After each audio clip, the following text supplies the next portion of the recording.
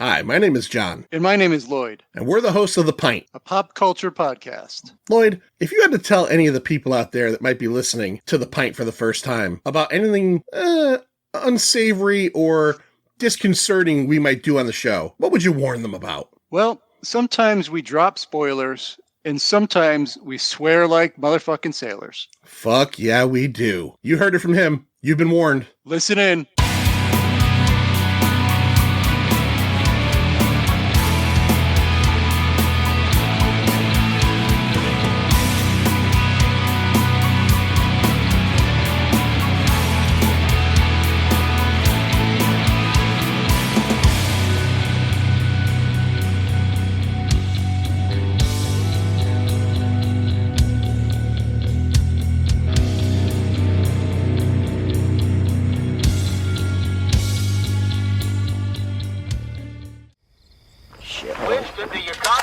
Yes, sir, I copy. Yeah, I'm still looking for that underage booze party.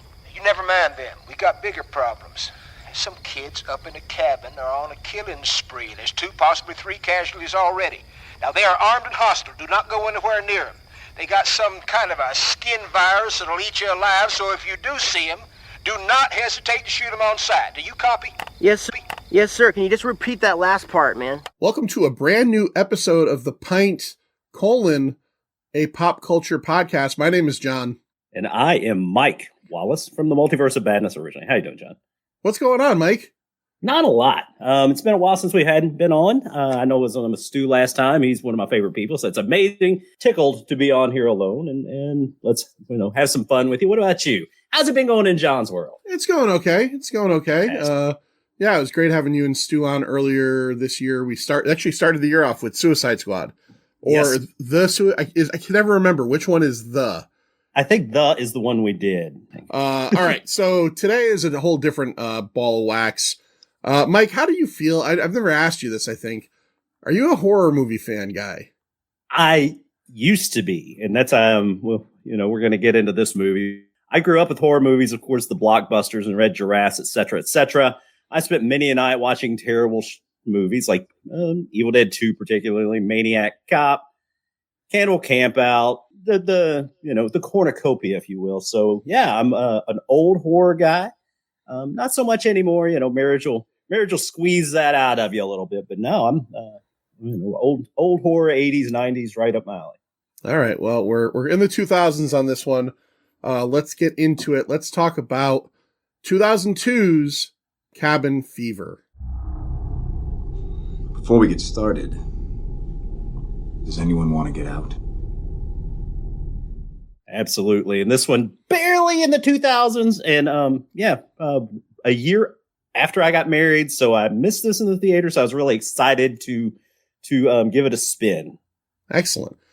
So this is from September 12th of 2003 is when this movie was released widespread throughout the U.S., but it came out on September 14th of 2002 at the Toronto International Film Festival. So anywhere you look at it, it's going to say 2002, even though it was released in 2003.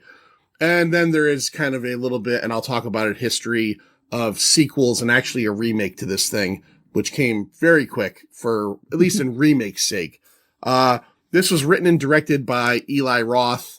I think Eli Roth is a pretty well-known brand name in horror at this point. He made the first 2 Hostel movies. Recently he did Thanksgiving a couple years ago. And, he just last summer, he directed the mega flop video game, adaptation Borderlands, which I did not see, but I listened to, several podcasts, and man, none of them liked that movie. Did you see that movie, Mike? No, I have not, but it keeps threatening me with it on Stars. So I'm going to watch it one day. All right. I'm curious. You might also know him, if you don't know him, from his horror output, which also includes, if you have Shudder, there's like a Eli Roth's like history of horror show. And I think there's a podcast involved with it as well. So he does a lot of stuff like that, a lot of the documentary stuff about horror. But also, if you're a fan of Quentin Tarantino films, if you've ever seen The Inglourious Bastards, he is Donnie the Bear Jew. And he also, so there's a film within a film in Inglourious Bastards. There's a film about the Nazi sniper that they're going to see in the movie. he directed the film within a film. So he kind of has his hands all over that movie as well. He did not write this alone, though. He was a student at NYU Film School, and his roommate, Randy Perlstein, helped him write it. Now, he came up with the story and wrote it, but I guess it was a shorter concept, and this Randy Perlstein guy helped him fill it out to feature length. He went on to be kind of like just a working actor, 8 episodes of Chappelle's Show. He was a background actor in Leon the Professional, and he has done voices for Grand Theft Auto 5, Red Dead Redemption 2. So he's apparently a working guy, but he's kind of just like a supplemental writer on this thing. Eli Roth was a production assistant on Howard Stern's 1997 film Private Parts when he was going to NYU. And the way he came up with the concept for this movie is that he worked on a horse farm at one point in his life in Iceland, and he contracted some kind of bacterial infection that his skin started to like slough off. And he tells a story on the Blu-ray of Cabin Fever as how he was shaving and his skin started to kind of peel off while he was shaving. There's a scene in the movie that is directly taken from that. Absolutely. Yeah. Filmed in October of 2001. So, you can't think of that without thinking like 9/11, very close to 9/11, all over North Carolina, Danbury, Winston-Salem, Mocksville. And then some of it, there was little bits filmed in Los Angeles and in Canada, specifically Dundas, Ontario. This movie had a lot of hype back in the day, and one of the reasons was because Peter Jackson was making Return of the King at that point. And supposedly, he definitely championed this movie. If you know Peter Jackson, if you know his earlier stuff, Dead Alive and stuff like that, he did a lot of like bloodsploitation stuff himself in New Zealand. And he apparently stopped the filming of Return of the King at 3 different points to show this movie to the entire cast and crew. He like absolutely loved it. I think on the cover of the Blu-ray, it's like a blurb from Peter Jackson. So good for Eli Roth for that. And then Eli Roth wrote a treatment for a sequel. He did not direct the sequel, or he actually didn't write the screenplay. Cabin Fever 2 Spring Break came out in 2009, and it was written and directed by Ty West. Ty West went on to become pretty well known for the very recent X trilogy, X, Pearl, and Maxine. And then there was a prequel film called Cabin Fever Patient Zero that came out in 2014.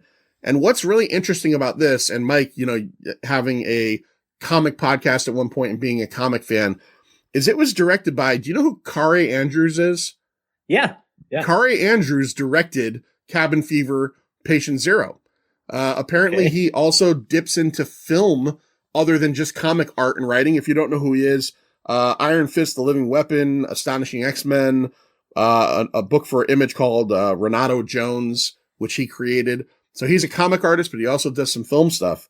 And then finally, in 2016, based on the Eli Roth script for this movie, it was remade like 12 years later or 14 years later, whatever it is. It's very odd for something to be that quick turnaround. But it was remade based on the original script, directed by a guy named Travis Z. And the most notable thing about it is I really want to see it now because it has a 0% Rotten Tomatoes rating. So I'm curious. I'm curious too, because I was actually a little frightened after I started watching this movie. About halfway in, I was kind of trying to look up some stuff about it. I saw there were 2 Cabin Fever, so I had to go back to our message and make sure that I was watching the right one. So yeah, I was like, I hope it said 2002. Oh, thank goodness, because I was like, man, So I was a little scared of that, but yeah, everything I've heard about the remake, not good. I'm always curious when they say it's like from what I've read also. I don't know if it's shot for shot, but it is supposed to be based, most of the time, right? Like you have like the 73 Texas Chainsaw Massacre and then the 2003 one. And yes, they follow the same kind of story line, but it's not the same script. Halloween and Rob Zombie's Halloween, same storyline, not the same script. This movie is filmed on the same script. So I don't know. I'm curious about that. I've got to see their interpretation of Dennis, but we'll get to that later. Yeah, I wonder if it's waffles in this one and not pancakes, but we'll find out. Let's talk about the cast in this film. Allow myself to introduce myself. All right. The lead actor in this movie, you might know from Boy Meets World and then the sequel series Girl Meets World. And no, it's not a stage name. And it gets even better when you know his full name. Ryder King Strong. Like, his parents went full alpha with that name, right? Like, you don't say no to a person named Ryder King Strong, do you, Mike? Well, in this movie, apparently you do, because he is totally the beta male of these three. We're just going to put it that way. He certainly is. He certainly is. He is also a voice actor. He's done stuff on Kim Possible, the Disney Hercules TV show, and he did a guest voice on Batman Beyond, which is mostly notable because his on-screen co-star from Boy Meets World, Will Friedle, is Batman in Batman Beyond. So you had a little bit of a connection there. Jordan Ladd plays Karen. She is the daughter of Cheryl Ladd from... you could tell on IMDb. I was like, that's got to be Cheryl Ladd's daughter. Yeah, absolutely. She's quite good looking. She was in Grindhouse, the Tarantino, Robert Rodriguez thing. She was in the Tarantino half, Death Proof. She was in Hostel 2, apparently, so she did another movie with Eli Roth. And the David Lynch film Inland Empire. James DeBello plays Bert. Shout out to James DeBello. Fellow Connecticut dude, Hartford, Connecticut. He was in Scary Movie 2. He was in Swim Fan, and he was in Detroit Rock City. Was he? Yeah, the comedy about the kids getting to the Kiss concert in the 70s. Yeah, I've seen that, but I don't remember him in that. So yeah, he's the long-haired dude. He's like like the Jay Muse dude in that movie. Serena Vincent plays Marcy. She was the Yellow Ranger in Power Rangers Lost Galaxy. She was also on Ally McBeal, Workaholics, Son of the Beach. There was a whole thing, I won't get fully into it, but there was a whole thing where Eli Roth wanted her to show her butt during a sex scene, and she did not want to show her butt. So really? Yeah, but meanwhile, she showed her breasts in a separate sex scene. Apparently they had a kind of a row about it, and she was going to quit. Go ahead. You don't have to hear the story on here because I don't know it all, but it's kind of convoluted because she ended up showing her tits in another scene. But 3 times. They're kind of all over the place in this one. Yeah, maybe she thinks her butt is not great and her tits are great. I don't know, but it was weird. Maybe that's where Dennis's line "pancakes" come from. Maybe she's got a pancake ass. Either way, I'll say this: I was taken aback when I looked at her history because I was like, she looks familiar. Oh my God, it's the fucking Power Rangers. And I'm like, you know what? That's what shocks me about that is like she's the only one that's like just frolicking naked all over the place. It's like she had an agreement with Eli Roth that said, hey, I want to be the only person to get real nudity in this. Nobody else gets to be nude but me. But then you telling me she won't show her butt. Now I'm perplexed. Yeah, it was. I read it and I was like, I'm not even writing all this down. It's kind of convoluted. Joey Kern plays Jeff. Super Troopers, The Goods, Live Hard, Sell Hard, and a film called Grind. And then he was also in an episode of Workaholics. I was hoping that they were in the episode together, but alas, they were not. Oh, okay. I love Workaholics too. That's funny. I don't remember her or him, but I love that show. Me either. Ari Verveen plays Harry the Hermit. He was in a film called Sin, and then coincidentally in the actual film Sin City, and episodes of Sons of Anarchy. And then finally, the all-star from this film, Party Man himself. It's Giuseppe Andrews playing Deputy Winston, one of the oddest characters in any movie of all time. And he was in American History X.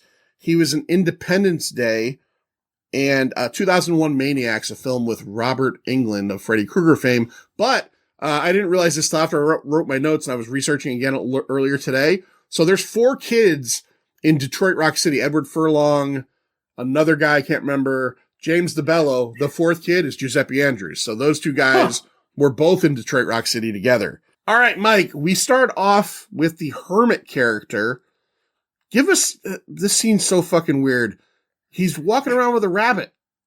Yeah, just a big old stiff rabbit. It doesn't even look fresh. It's all hard like it's been, taxidermied or some shit.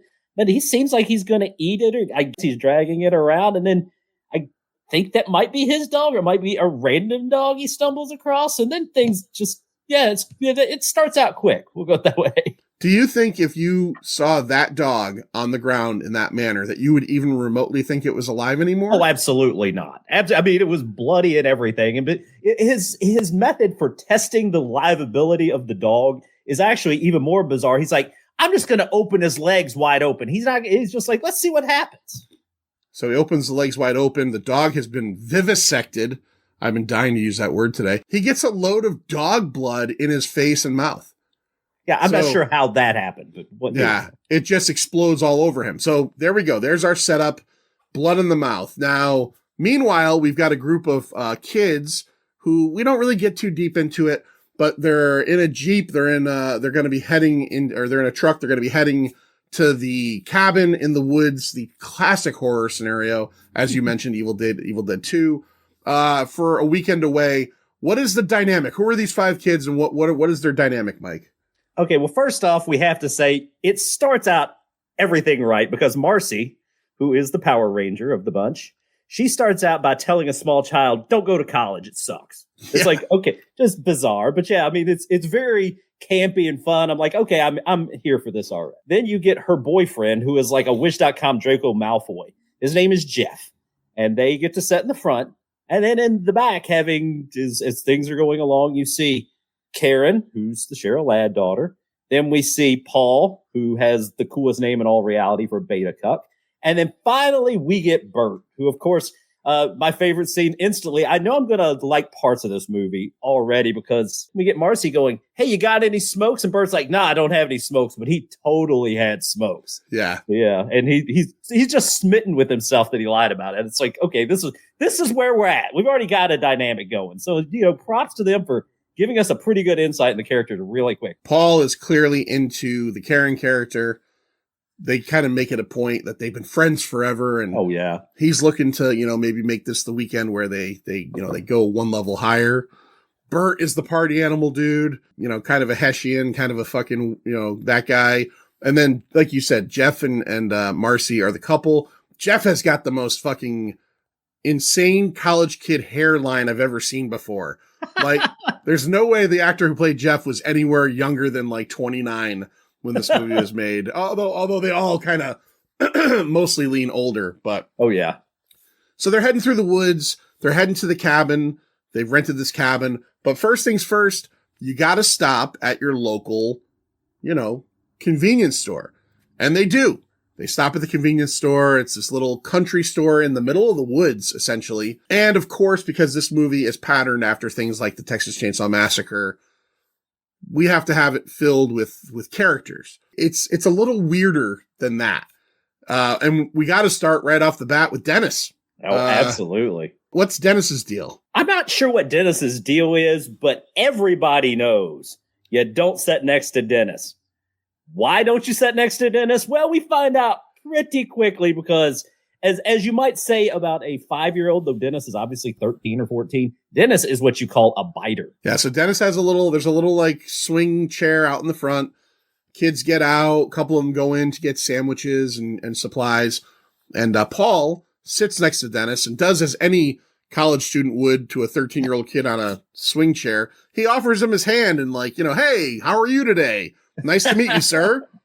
And Dennis grabs him by the wrist and by the fingers and then bites him. Father has to come out and tell Dennis, but the father does that thing where he blames them. Like, you can't sit next to Dennis.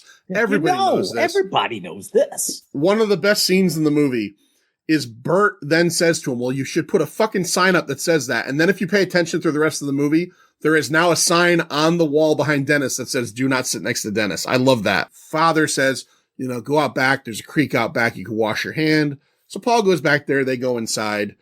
And we meet the owner, the old man of this place. And he's very friendly. Ish. He's very friendly until it gets suddenly very bizarrely racist. We're looking at different jars and like, oh, I collect bottles and I do all this stuff. And there's a gun up on the wall. And one of them is like, well, what's that gun for? And he says, that's for the N-words. Mm-hmm. And this is a joke that pays off in the end, I guess. Yeah. So, yeah, they're all taken aback by it. He makes them some sandwiches. Paul washes his hands up and they go. They head to the cabin. They get to the cabin and right off the bat, immediately, everything seems pretty cool, right? It's a nice cabin. Mm-hmm. It's much nicer than the Evil Dead cabin. It's got amenities. There's a couch. There's, all kind of cool stuff there. And they start to like, okay, well, let's go check the place out. Jeff and Marcy immediately fuck. Like that. Oh, is yeah. like, I mean, when you say by check the place out, you mean check the bed out, because it's 2 minutes. It's like a minute and a half in, and like Marcy's like, oh, this is cute. Let's fuck. yeah. So it's like Jeff is, of course, like, absolutely. And then, yeah, you've got that whole scene going on. You know what I like about this movie, though, is maybe Eli Roth is self-aware enough of what an audience expects out of a movie like this. I don't think any of us expected Marcy to flip Jeff over and finger him in the ass. Oh, yeah, that was a whole mood. He was fine with it. I think He loved caught him it. a little off guard. He got his Christmas goose a little early there, but he liked the flavor of it. This was not something that happened for the first time. That's for sure. It's almost like he was expecting it. And yeah, so that happens. Paul and Karen decide to walk down. Are they walking to a stream or something? I don't remember. Are they going to swim? It's like it's a swim. They're kind of they've all got their swimming trunks on. She actually swims. They're on kind of a raft in the middle, like a wooden raft or something. That's right. And then Bert decides he's just going to go and be a fucking like a metalhead, right? He sets a giant fire in their fire pit. He almost burns the place down. He finds a air rifle. He starts fucking shooting things with it. Oh, that's not an air rifle. He said it was an air rifle. That thing was shooting bullets. I've never seen an air rifle fire like that. And I'll tell you the other thing that's crazy about this, his instant thing is like, he just takes the gun out and they're like, what are you going to do? He's like, I'm going to shoot squirrels. Yeah. Why? Because of their sexual orientation. He's just a deviant. And the one recurring theme that bothers me a little bit in this movie, and it starts with Bert and it ends all the way through the movie. Nobody in this movie has any concept of how to handle a firearm at all. Nobody puts the rifle in their shoulder. They're just all like shooting it at them, like fucking, like Gunsmoke or some shit. I'm like, no, this is insane. You guys, no, you're not going to hit anything. Now, do they run into the hermit before the, what is his name, Grimm character, or is it vice versa? Mike? Yes, they run into the hermit, or at least Bert runs into the hermit initially alone because he shoots him. Right. And he's kind of running through, and the hermit's like, why are you shooting? Why'd you shoot me? And he's peeling his skins off, and Bert's freaking out, but Bert escapes off back to the cabin, and the hermit's gone. He does come back later. And Bert kind of doesn't tell anybody about that encounter, right? Because no, when the hermit comes back to the door later, he pulls his hat down over his eyes like he's trying to fool the guy. That's a recurring theme in this movie too, is they run into like everybody in this fucking town, but never admit to each other they've run into everybody in the fucking town. They're always like, no, I didn't see anybody. It's like, you saw everybody here. Yeah, so Bert shoots the hermit who's kind of skulking about, and the guy's like, why'd you shoot me? And like you said, he's all fucked up. Clearly something is happening. Got to give the movie credit. We get right into it. Then that night they're sitting around the fire, and Paul tells a story about a bowling alley assault that I don't know why this story is told. Like the guys are like egging him on, like, tell the story like he was there, but he wasn't there. Yeah. It was just a place he liked to go that people got murdered at. But like you're waiting for it to connect, and it doesn't connect in any way, shape, or form. No, that again is a recurring thing. We'll talk about that at the closure, but yeah, that especially is one of those scenes that's like, I think Eli Roth had this idea of like, there are several things I want to put in this movie. I don't care how they connect to anything else in the movie, Dennis being one of them. But there are several things that have to go into this movie, because if I get to make a movie, these things happen. And one of them is that bowling alley scene, because it's just doesn't go anywhere.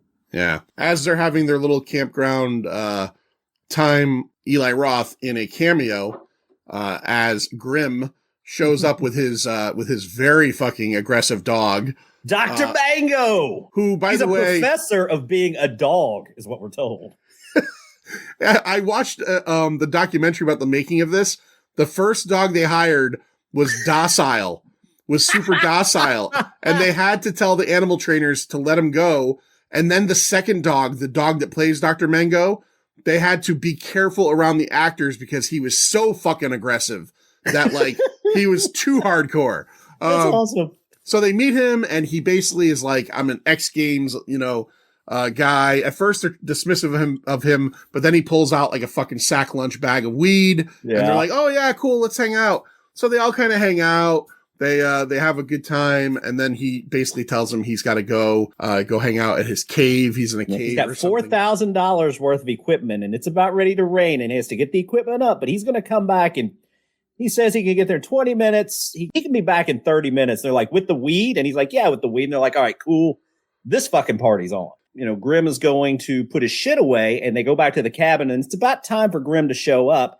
They hear the knock at the door. They're sure it's Grimm, but that's the hermit. And he's, you know, it's like, it was a surprise. They're like, oh, it's Grimm. We're about ready to toke up. And it's like, no, you're about ready to kill a fucking man. So the hermit shows up, and he's just asking for help because now he's even worse condition. He's just all blood. He is just like, he's like drizzling blood. And Bert is at the door and pulls his hat down over his eyes because he doesn't want to tell anybody that this is the dude he shot earlier. He's saying, let me in. Some of them want to help him, but Bert is kind of like saying, no, don't fucking help this guy. He's sick. So eventually they all kind of come to the consensus of, you know, they're not going to help him, but then they have to kind of drive him away because he starts to kind of get pretty violent. You know what? Pretty much what he decides is they've all gone inside. They're like, yeah, let this fucking guy go. He gets in their truck and starts the motherfucker. He's revving it up and doing all kinds of shit. And they're like, oh, we got to get this fucker out of our truck. So yeah, that's when they, you know, I think it's Paul originally, or it's Bert. But I think Bert just walks up to the middle of the truck and shoots the truck in the front end, because that's the way you get a guy out of the truck, is to disable your truck. He shoots the truck, and then they're beating on the shit. You know, they're beating on the truck. The hermit gets out, and he's begging for help. So he's going to the women. He's pleading to the women. It's like, help me, help me. And that's where our boy Paul gets in. And this is the scene where Paul, who turns out to be a complete piece of shit the entire movie, but B, he likes to injure and damage people. And he decides, hey, you know what? We haven't cooked enough marshmallows. What's one more big fucking blood-soaked marshmallow here? And he just shish kebabs this motherfucker. Yeah. The guy gets set on fire. Now, we have to mention, too, that when the guy was trashing the vehicle, he projectile vomited blood. Oh, yes. On every inch of the fucking... He did that. of the truck. Every single inch. So, yeah. So they end up setting this guy on fire, and he, like, full-on Swamp Things. Like, he goes up and then just, like, kind of escapes into the night, and that's it. His jacket had to be made of kerosene. That guy went up like a fucking Roman candle. Yeah, he went up pretty hard. So he's gone. And now they're all just like fully freaked out. And they kind of reconvene in the cabin. We kind of get to the next morning. Karen is totally fucked up because she's like, we fucking killed a dude. They're kind of having the conversations of, we should leave. But then you get the different factions of, well, we have to tell the cops. Mm-hmm. Because if we don't tell the cops are going to know it was us. We rented this place. Our names are on it. There's a dead dude somewhere. Some of them are like, well, maybe he's okay. We should search for him. And it's becoming like we're starting to see the cracks in this friendship fissure over this. Now we know, they don't know, but we know that the hermit is dead and his body is in a body of water that is connected via a pipe to the cabin at the very least. We'll go ahead, even though we get told at the very end, because it kind of will clear things up for you here. It's actually the reservoir, right? So he's kind of in the reservoir, and his very sick body is kind of just sloughing off into the fucking reservoir. It actually, I think, lends a pretty interesting characteristic to this movie, because then we start playing glasses of water and who will or who won't drink them.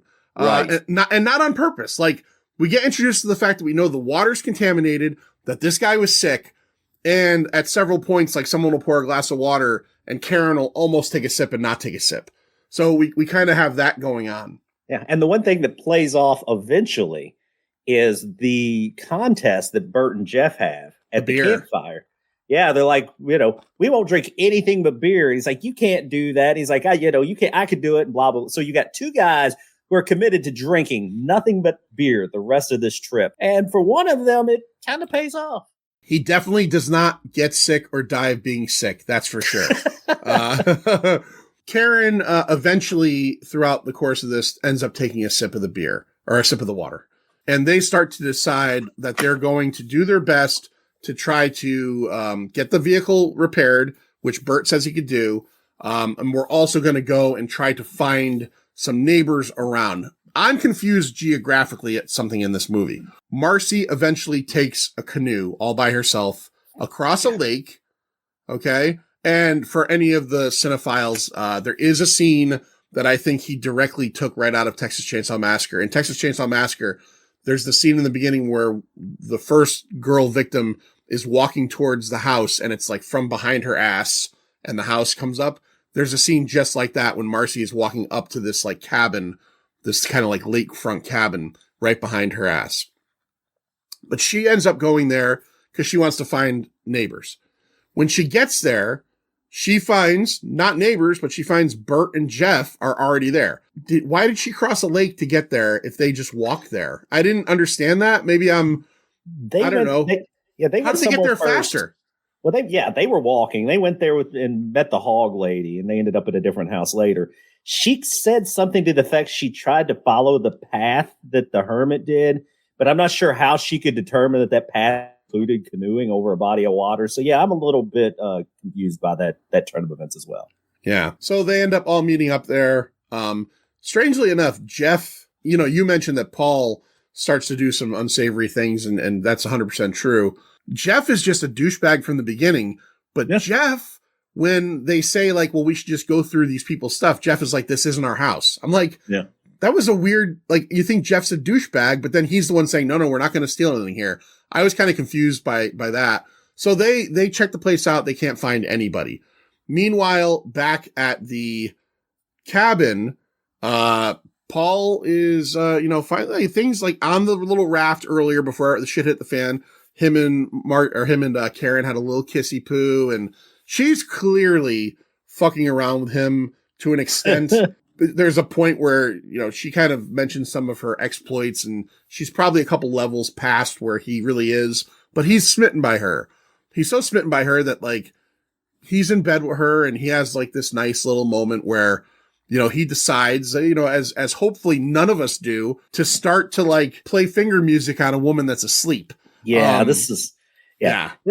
you already knew Paul was kind of a piece of shit, but yeah, he continues to just like ramp his piece of shittedness up, and this is probably the worst of the shitty. Well, he does kill several people and other things, so yeah, let's not play as a piece of shit. But yeah, this is one of those things where yeah, she's obviously not feeling well. She asks him specifically, "Would you lay in bed with me because I don't feel well?" And he was going to leave and let her rest, but she's like, "No, I don't feel well. Stay with me, comfort me." And yeah, that's where he gets. First off, he gets a little handsy on the top, and then he's gonna go Paradise by the Dashboard Light here, man.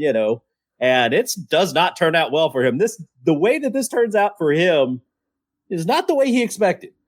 Well, I mean, there's a couple things going wrong here. First of all, what he's doing is wrong. Second of all, absolutely. I don't know how he doesn't realize he's not even in the ballpark, right? Right? Like, look, I'm sure as young guys, we all, there was all that moment, but he seems that he should be a little bit older, a little bit wiser. So he thinks that he's doing a little finger music, and he rightfully so is. The problem is that he's not near her vagina. He's fingering her infected thigh hole, which is horrifying when he realizes by pulling his hand out from under the covers, and it's just thick, viscous meat and blood all over his hands, and he freaks out. He gets up and he goes and washes his hand, and at this point, I think everybody has kind of come back to the cabin, and he's like, something's wrong with her. Don't forget about our boy Deputy Winston here. He shows up. Okay, I'm sorry. Deputy Winston does show up before this. Okay. Yeah, and he is all about the party. Can you explain Deputy Winston? Absolutely not. This is a weird dude. This guy comes up. He's a cop. He's on a bike, which of course is always it's always going to be an interesting scene. He shows up, and you can tell he's into the party scene, and he's just keeps talking about like, I like to party. He's like, I bet you like to party. It's like, we're going to party. We're going to do all this shit. And it's like, then he sees Karen, and then he really wants to hang around. So yeah, he just keeps, we're going to party. We're going to have fun. We're going to party. And Paul's like, dude, can you help us though? I mean, partying's cool and all, but we're kind of in a situation here. We came here to party, but things are getting a little more off the rails. I'll get you guys a truck tomorrow. Yeah. Tow truck's going to come tomorrow. He's like, I'm not an asshole. I'll get you guys a truck tomorrow. So yeah, then he takes off, and yeah, we get paid off with another Deputy Winston later. But this guy, can I explain him? He's just a weird dude. He's just a weird dude. Deputy Winston is younger than these other kids, probably. He's probably a townie, and he's somehow has become a deputy in this town. Pencil thin mustache, skinny kid, and literally, I know all the party spots, man. Absolutely. And then Mike earlier said he's on a bike. Let me correct Mike. He's not a motorcycle. He's on like a 10 speed. Oh, okay. I thought I was like, I didn't. You're right. Yeah, because when he leaves, he rings his bell. That's right. To take off. So, and I think he actually even has like his own little theme music that kind of comes with him. So he tells him, I'm going to send you a tow truck. Before then, we do see Paul and Jeff trying to fix the truck. We get reintroduced to Dr. Mango. So yeah, this is where Dr. Mango comes back in without Grimm for the first time. Right. They're trying to fix the truck, and Dr. Mango's here, but Grimm is nowhere to be seen. Right. So yeah, Dr. Mango becomes he actually becomes one of the main characters in the movie, buddy. Because Bert shoots him away, right? Like it's actually Marcy, I think, shoots him away because Bert's inside, or Bert doesn't have the gun. Bert's working on the engine. He and Jeff are like, oh my God, it's a dog. And I think Marcy somehow ends up with the gun and shoots like near or kind of scares him off. So now everybody knows that Karen is sick, and Karen is like, I feel terrible. Do they immediately decide right away to bring her out to that little shed? They absolutely pretty much immediately decide because, it starts out with, Paul's like, hey, you're fucked up. I'm going to go get some help. Bert's like, let's get the fuck away from this chick. They're all in there freaking out. They're like, you stay in that room for a few minutes until we figure this out. And their conclusion is instantly quarantine. We're quarantining this bitch, and not in the nicest way. They're like, we're going to stick you outside, which I kind of get in their defense. Stick her outside in the shed, but then they fucking lock her in a shed with no light, treat her like a fucking wild animal. Yeah. She's really not giving off rabid vibes yet. She's just sick. So they put her out there. They start to have like their own issues inside. Jeff is starting to crack up. Like he is starting to show like he's very much like him and Marcy are already like kind of totally at odds where he's like, fuck you guys. I'm not getting sick. This isn't happening. In the documentary, I thought this was actually pretty good. The actor who played Jeff, it was his idea to put the handkerchief over his face quite a bit, which is actually a pretty good characteristic. Like he's constantly got his little handkerchief over his face, like as if that's going to help him from not getting sick. Eventually they go back out, right, to see Karen. And that's when they realize that she's even sicker, right? Because that's when Jeff says, fuck it, you guys keep touching her, I'm leaving, right? What happens there is Jeff doesn't leave permanently yet. Here's what goes on in this scene is that pretty much, first off, they swear because Karen's like, what about the dog? And remember, we've got this dog. Dr. Mango was around. We're going to watch you. Yeah, we're going to take turns. We got out here with a gun, and they instantly all just go inside and fucking leave her alone. So that pays off a little later. But yeah, that's where they just like, that's where Marcy comes out later and just fucking like feeds her like prison food underneath. Slides it. Yeah. Yeah. Poor Karen's just sitting here ripping cigs, treating her pretty rough. But yeah, they're definitely, no one's trusting Karen at this point. She's definitely getting sicker. She's not getting any better. But yeah, it still hasn't gotten to that. Oh my God. They still think at this point they can salvage this lady. And yeah, it's not going to happen. Just spoiler alert. She's got issues. So what point do we get to? I'm trying to remember. Because I know there's the point where her face is gone, basically. What point is it where Jeff finally says, like, fuck you guys, I'm going out, I'm going to go hide in the woods and drink my beer. You guys keep touching her. I'm not fucking going down with your shit. We're getting close, because what happens that next morning is, well, first off, that night, Bert finally drinks the water. He fucks up, he drinks the water. Then that next morning, Bert wakes up. Bert's already getting a little sick. And then they're going to put Karen in the back or whatever. And Jeff's like, I don't want to sit by her. Bert already knows he's sick. So he's like, well, just throw her in the front seat. I guess Bert's kind of come to the realization that, fuck, I'm fucked too. So we'll go ahead and try to get her out. And then that's when Karen does a replay of the Hermit. Blood vomits all over the inside. And Jeff's like, nope, fuck it, I'm out of here. Jeff puts the handkerchief over his face, goes inside, gets all the beer. Absolutely, he does. He does a great... I can't even describe it. He does a great, like, kind of like speed walk away from them and then kind of turns around and he's like, fuck you. I'm not getting sick from her. I'm not fucking hanging out with you guys. You're fucking around with her too much. She's fucking spitting up everywhere. I'm gone. Fuck you guys. And he leaves. So at this point. Yeah, Bert and Marcy, or not Bert and Marcy, But Paul and Marcy decide to stay with Karen, but Bert's like, we got to get fucking help. We can't, So Bert's like, fuck it. I'm going to go into town and I'm going to get help. You guys stay here with me. Right. And Bert is just getting progressively sicker. He's coughing. The back of his neck is like bleeding. Like this is the virus in this movie is very much kind of like, kind of muddles your skin and starts to bruise you up and you're bleeding through your skin. So Bert takes off and decides to head back to the dentist shop. Yes. Meanwhile, now the dentist shop part is pretty straightforward. He goes back. He ends up talking to Dennis's father. But in between, Dennis suddenly does what, Mike? I can say this pretty much after listening to your most recent episode with So Wizard guys. He goes fucking Bruce Leroy here. He's doing flips and shit. The guy knows karate. He yells out pancakes. He takes a big bite of Bert's hand. But Dennis obviously has tasted flesh before, and he is like, oh no, this is not what human flesh is supposed to taste like.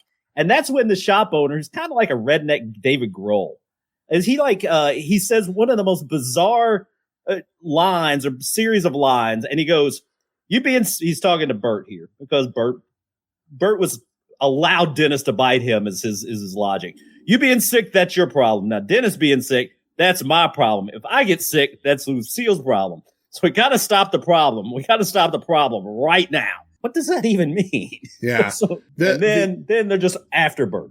Are you a Jackass fan by any chance? No. Okay, I'm a Jackass fan. The father looks like the guy Danger Aaron, who's on Jackass. Okay. So he tells him this problem is escalating. Dennis is just kind of sitting there zoned out, and he calls out to some of his buddies. We get the scene where it's essentially like a chase now, where Bert gets in the truck, and then these guys are chasing Bert throughout these back roads. One of the guys is carrying a brick. Why does he have a brick? Do you know? Is he going to smash him in the head with a brick? Why does he have a brick? I have no idea. I didn't notice the brick. I'm just like, this is all off the rails. I don't know what in the kit, but I know he was told to go get the kit. So right. I don't know. You're right. It isn't a brick. Right. You're right. He says, go get the kit. And it's just some kind, I don't know. They don't ever say what it is, but maybe it's in your defense. If this kit paid off later in the movie, then I'd be like, how did you not remember that, John? There's a lot of scenes like this that kind of just are there and just, they happen and then they don't really pay off to anything. So yeah, I can totally see why it being a brick is no different than it being a kit or it being like a suitcase full of money. It really is irrelevant to the rest of the story. Right. So we go back to the house, the cabin. Oh yes, we do. Paul and Marcy are hanging out. Oh yeah. And like, look, I'll tell you right now, I'm a red-blooded American man, and Marcy's a good-looking woman. And I can't imagine a lot of scenarios where I would pass up the chance to bone her, but I can tell you that this is one of them. I understand that horror movies have to have, generally, if you're going to make a horror movie, and especially if you're Eli Roth and trying to make one that's like an homage, you've got to have tits, you've got to have gore, you've got to have sex scenes. We had a sex scene earlier, but apparently he feels like we have to have another sex scene in the most inappropriate time. Mike, yeah. What is going on here? Well, shit's going down. Pretty much Marcy's like, yeah, we're all going to die. We're going to die. And Paul's like, yeah, probably so. And it's like, and she's like, this is like being on a plane and knowing that you're going to crash. And all I want to do is grab the guy next to me and fuck his brains out. It's like, Paul's like, oh, you mean me? And Marcy's like, I absolutely mean you. So let's fuck. And they do. And in the middle, it's kind of funny because she's already kind of mounted him, I'm pretty sure. And he's like, what, do you want me to use a condom? And she's like, oh, I'm healthy. And then sure enough, like he's done. When he's done, he's like, I don't know if she is or not. Because again, this feels like one of the Eli Roth scenes that he totally wanted to pay off in this movie. The guy pours Listerine all over his junk. I'm like, yeah, that sounds painful to me. Listerine. My grandfather used to use yellow Listerine, and I used to stay over his house. And if you're only familiar with Lister Mint is powerful, but that's the spearmint shit. Listerine is yellow and tastes like yellow. It tastes like chemical warfare. And I can only imagine the sizzling noises and smoke that would come off your pecker if you poured that onto your dick. It was a bold move. I'll give him that. It was a bold move because I'm not sure that's that was pretty hard to watch. That was the hardest thing to watch in this movie for me.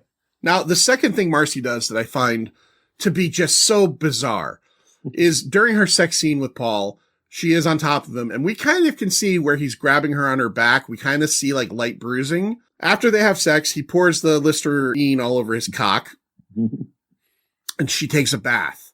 And as she's in the bath, it is clear she's sick. Her back is bruising up, and she seems very melancholy, like she knows it. But I get it. It's a horror movie, and we got to have some gore. So she, even though we can see like kind of under the water, her legs are kind of like getting mottled colored, she decides, okay, well, it's time to shave my legs. And of course, as I mentioned earlier, Eli Roth was, inspired by the fact that this happened to him. As she's shaving, her large chunks of her skin start to come off with it. It's the gore effects are pretty good in this movie. Yeah. KNB, Greg Nicotero, Howard Berger, and Howard Kurtzman did a lot of the effects in this thing. So for a low budget movie, the effects are actually pretty well done in this. Mm-hmm. But yeah, she just starts to fall apart there. Where do we go from here? What happens with Bert?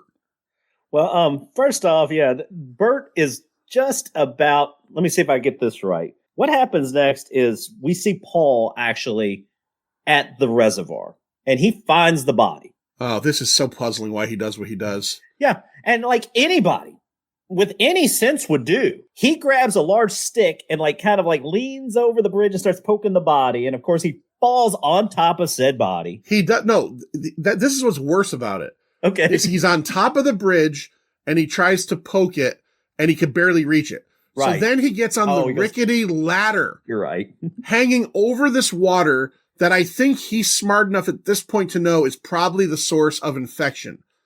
He's already seen the sign that says reservoir, I think. And he leans over to poke it and one of the rungs of the ladder breaks and he fucking falls in. Now, if the Listerine saved him from getting sexually transmitted cabin fever, submerged with his mouth open next to a fucking rotting corpse is probably going to get sick, i.e. is actually 100% going to get sick. Exactly. And this also leaves us open because now we have the perfect scenario for the doctor to operate because Bert's gone, Jeff's gone. There's only two women at the house and they're both fucked up. So the doctor is in, baby. Yeah. Yeah. Take us there. This is where we hear we kind of like, I guess Marcy decides that she wants to go check on Karen or she goes outside and she's of course just bleeding all over the place. And lo and behold, guess who's back? Back again. Dr. Mango's back. And boy, is he hungry. So Marcy decides it's a good idea instead of running inside. Maybe she's a little too far away. She decides she's going to go try to run into the shed with Karen. So she fortunately untangles the chain and gets partially inside, but the majority of her doesn't end up inside. Her entire limbs are just spread all over the fucking landscape because the doctor has had his way, eating a lot of Karen, eating a lot of Marcy. And now when Paul gets back, Paul hears some shit going on in the shed, and this is where it gets fun. I'll let you take us there. All right, hold on. I'm the shed. The shed, yes. Because Marcy was walking out to the shed. That's when the Dr. Mango came up. Ate Marcy, but Marcy was able to open the shed. So now her limbs are all over the landscape. But since she was able to get the shed open, now the shed's open, and Dr. Mango has gone in with Karen. And that's when Paul arrives. And Paul, okay, I'm blanking on this scene. What happens with Karen and Dr. Mango? Is he eating her right there? Oh, he's totally eating her. Her face, right? Is he eating her face? I think at this point, I'm not sure that it's showing him eating her face. It's definitely showing him eating her. But he totally ate this bitch's face. Yeah. Okay, because I was trying to remember, because this is all happening concurrently with Bert showing back up to the cabin, right? Almost. Paul shows up to the cabin just a little before Bert, and fortunately for Paul, because when he goes and checks on Karen, he sees Dr. Mango who chases him. Paul grabs the gun. Finally, after 73 opportunities to kill this dog, they finally kill this fucking dog. When we get dog vision, we get like a red, we get Terminator vision, but it's a dog. Yeah. And that's when Paul acts on Karen, and then we see nothing but teeth and eyes. Paul gets back in and starts to pack up anything because he's going to try to walk out of this. And then he opens the door and Bert is crawling up the front stairs. Yeah, Bert's all fucked up. Yeah, Bert Bert's gets back in. up. And Bert is like, these guys are coming. And Bert sits at the front door while Paul leaves. Paul gives him the gun and basically says, okay, well, you know. Actually, Paul's still there. Bert, when the three people arrive, what happens, and this is where things get even wonkier. Because Paul kicks the one guy down into the basement. Actually, he hits a guy with, like, you may be watching the director's cut or something, because I didn't see that. I know, like, what happens is the guy comes in with the gun. You think Bert's going to kill him because he's like, see you, motherfucker. But then Bert gets shot. So now there's three guys still on the outside. Paul hits one of them in the face with something. That guy falls and accidentally shoots the redneck Dave Grohl. And then the third guy, and he's looking all dumb, and he takes a screwdriver and jams it through his ear. But then the guy that accidentally shoots Dave Grohl, he kicks him down the stairs. Yeah, he's out in the yard somewhere, and then he ends up getting shot. Okay, so the version I saw, and I think I did see the director's cut, he kicks him downstairs, and after the guy is downstairs, he yells to him, make sure to tell everybody that we did not do this. This was not us. Right. That's not in the director's cut. And the reason I ask about the director's cut is actually, if I don't see the director's cut, and I got the feeling I didn't, especially on Disney or on Stars, I looked up the difference between the director's cut, and they said primarily that was one of the few things. And they say the dead body gets mentioned, even like the dead body doesn't come up until the cops show up at the very end, and they mention another body in the basement. Okay. All right. So you must have seen the director's cut. So the director's cut, he stabs the giant guy with the kit through the ear with the screwdriver. When he scuffles with the other guy, the guy with the longish blonde hair, his gun goes off, kills Dave Grohl, aka Danger Aaron, and then there's like a hatch door, like an Evil Dead basement type hatch door. Oh. He kicks that guy down those stairs.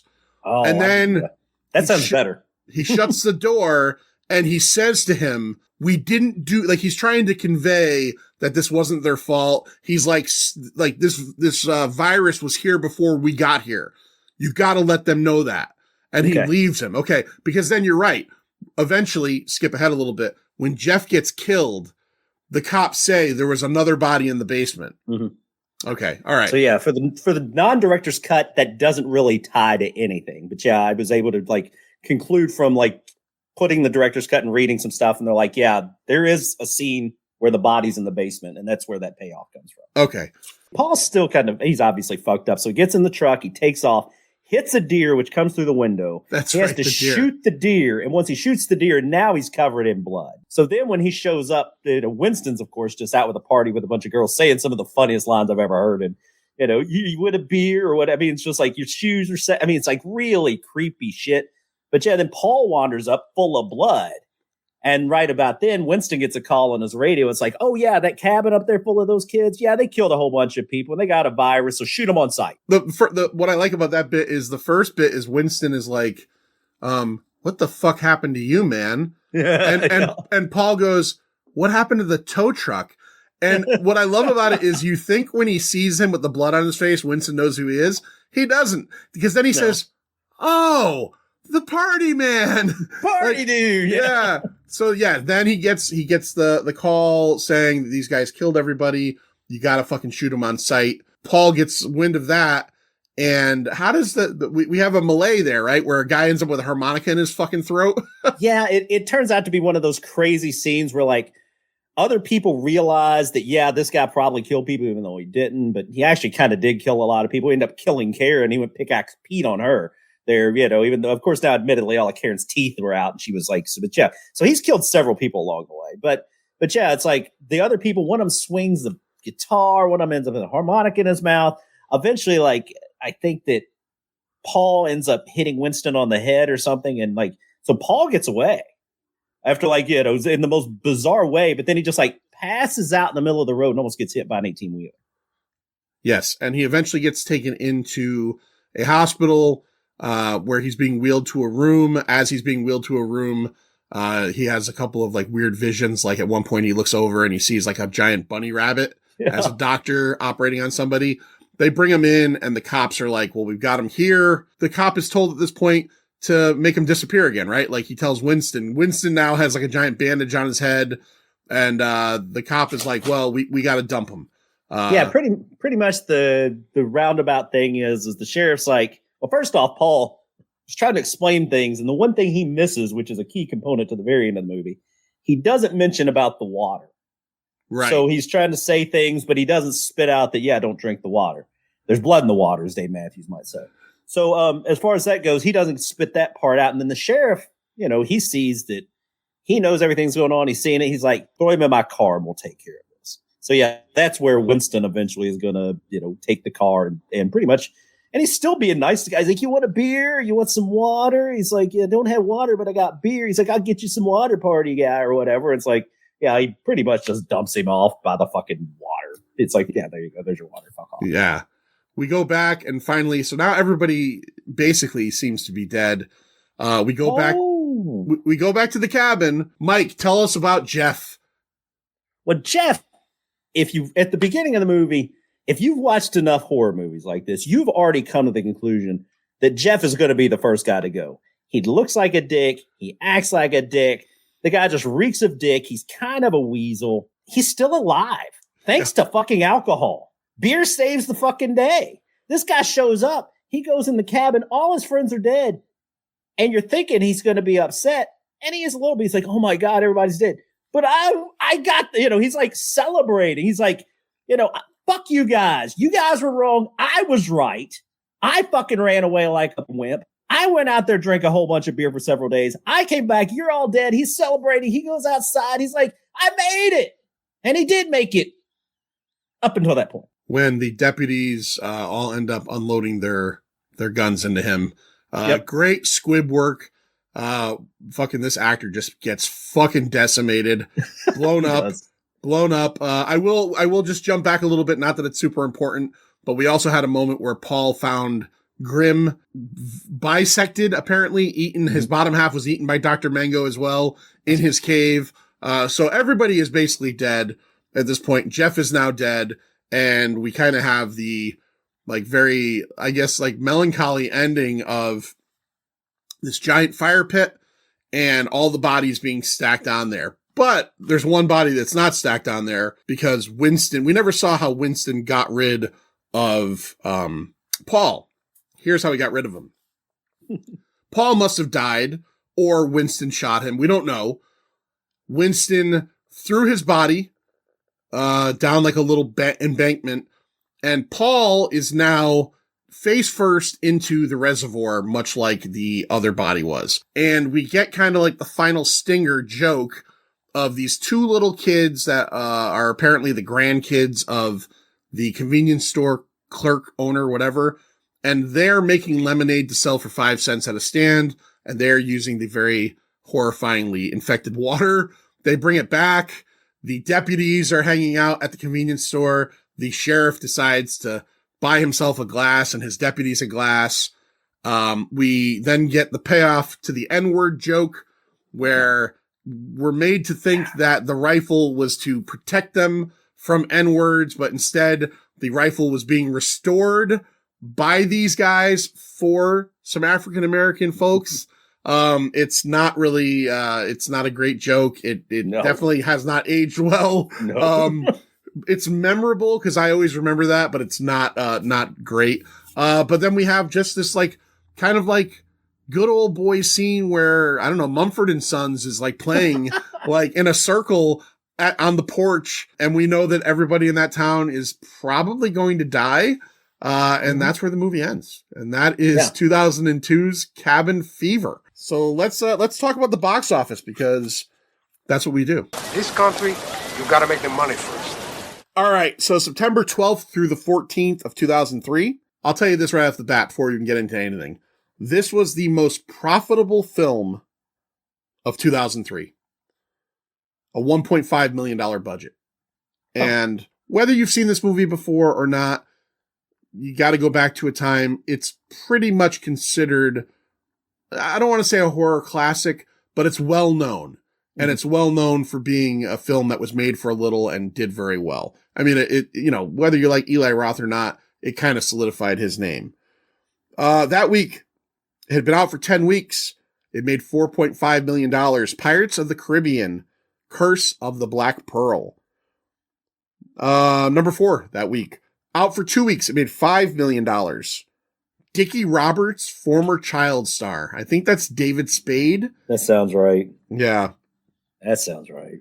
Cabin Fever at number 3 opened up at $8.4 million. So remember that. It was made for 1.5. First weekend, $8.4 million. Number 2, Matchstick Men opened up at $13 million.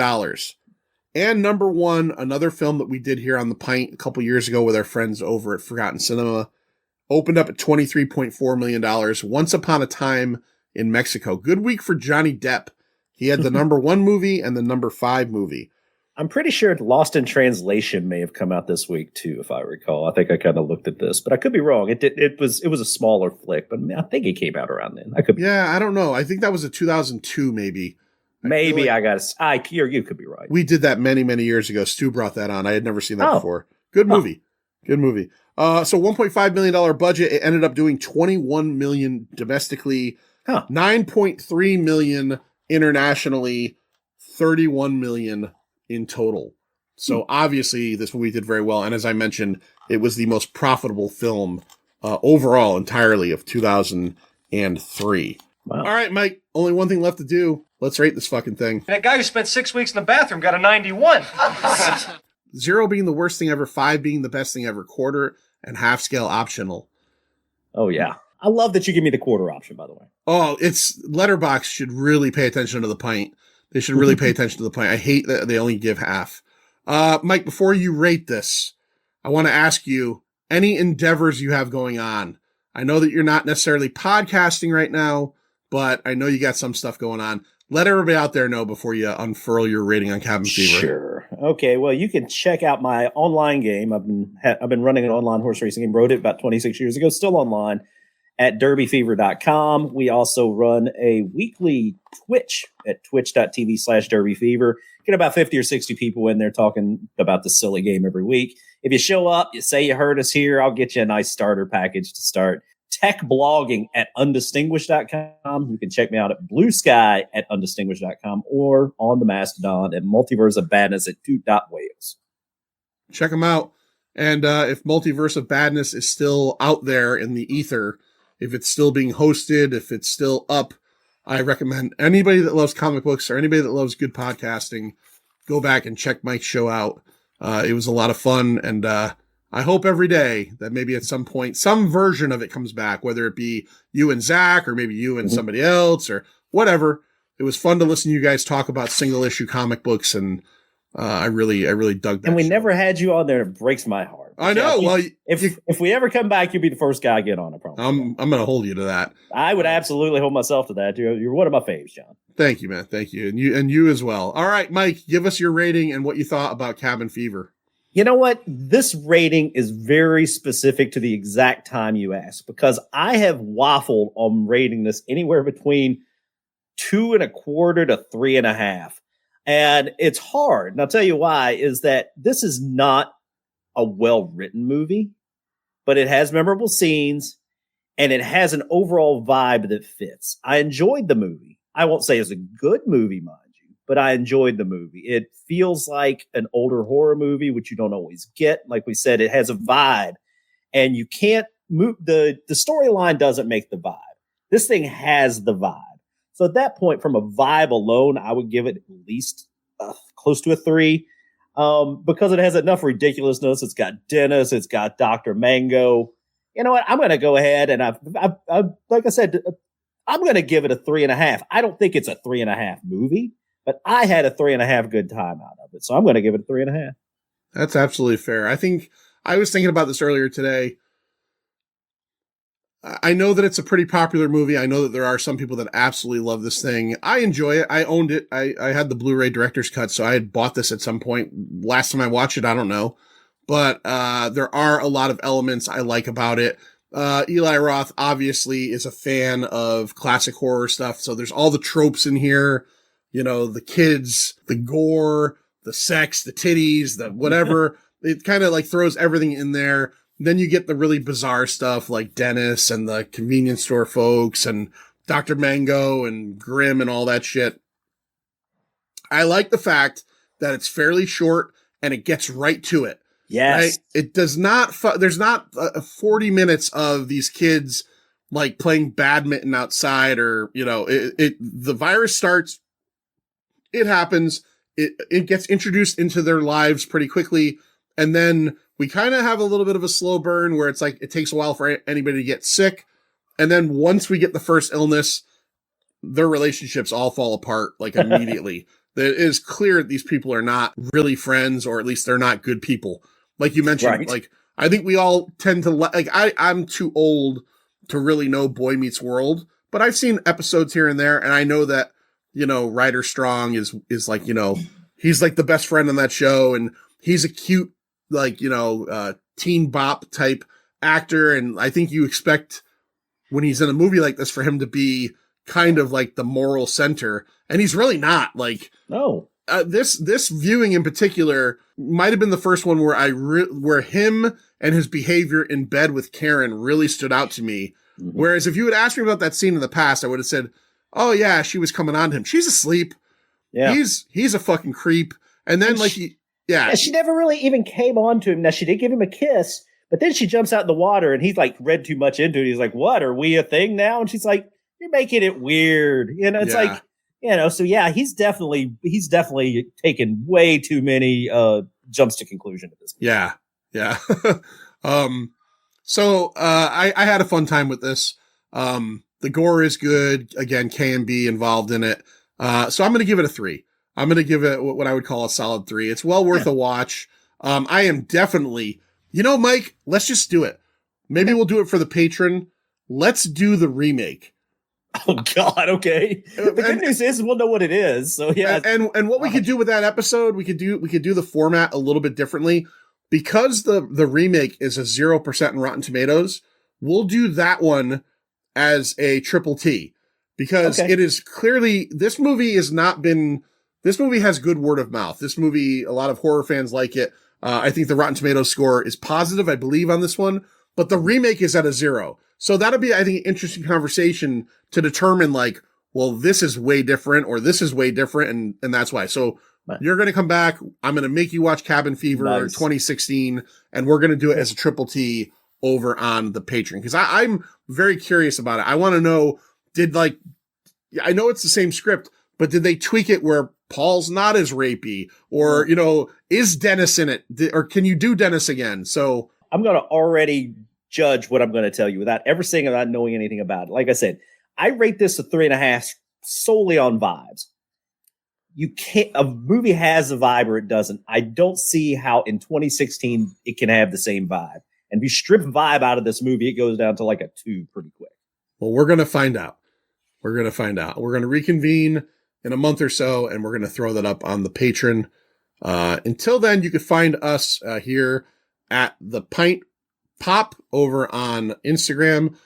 Because we're on Instagram, we're on Threads as well. So you can find us there. Not super active there, but I guess Instagram posts stuff there. So if that's where you are, you'll find us there.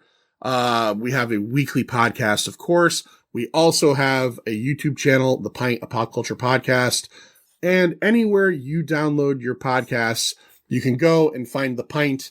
And while you're there looking, maybe go over and just look up Multiverse of Badness and subscribe to that. And even though it's over and it's not being made anymore, you can go from episode 1 to the last episode and listen to some really excellent comic book podcasting from Mike here and his buddy Zach over in Wales, which was such a fun show. Mike, thank you so much for coming back. You're coming back for Cabin Fever 2016 and much more throughout this year. I appreciate you very much, my friend. Thank you for having me on. And just to let everybody know, I think John mentioned it. We're going to be on the Patreon. We're going to be on the Triple T. I, as a Patreon supporter of this show, I don't support many. Dollar for dollar, this is the best Patreon money you're going to spend. It's only $3.50 a month. Go support John. He does hella good work over here. I'm even wearing I had to represent the pint up in here. So, Yeah, John, baby. I just wanted to thank you, A, for having me on, but thank you, B, for being a great host, operating a great show, and being an all-around good dude. So thanks, buddy. I can't say anything better than that, other than thank you, Mike. Love you, and see ya. See you. It's over, Johnny. It's over! Nothing is over! Nothing! You just don't turn it off!